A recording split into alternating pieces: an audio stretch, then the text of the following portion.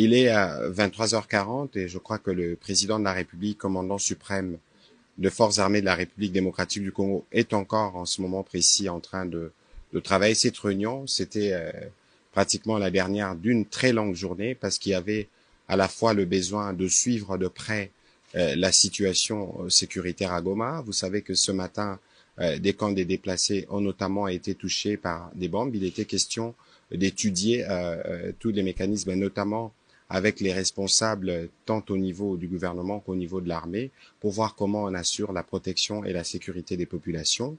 Parallèlement à cela, vous avez suivi qu'il y avait aujourd'hui, à la demande de la République démocratique du Congo, une réunion publique du Conseil de sécurité qui s'est tenue spécialement ce dimanche, où la ministre d'État, ministre des Affaires étrangères, a eu l'occasion de présenter la situation globale et c'est que la République démocratique du Congo souhaite.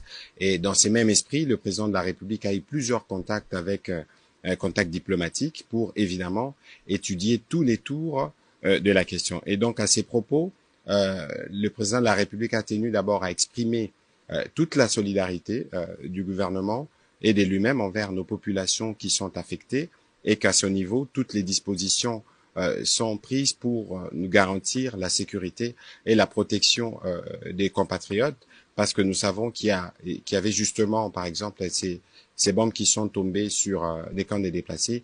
Il faut s'assurer que les vies humaines sont préservées. Voilà, en synthèse, les tours des questions qui ont été abordées ce soir autour du président de la République. Nous sommes dans une situation de guerre où l'actualité évoluée, elle peut évoluer à tout moment. L'idée ici, c'était de regarder qu'est-ce que nous devons faire pour assurer que nous avons protégé nos populations. On ne va pas aller dans un débat spéculatif parce que nous sommes le gouvernement autour du président de la République et comme nous le faisons habituellement, nous aurons l'occasion de revenir au regard de l'évolution de la situation pour vous faire le point.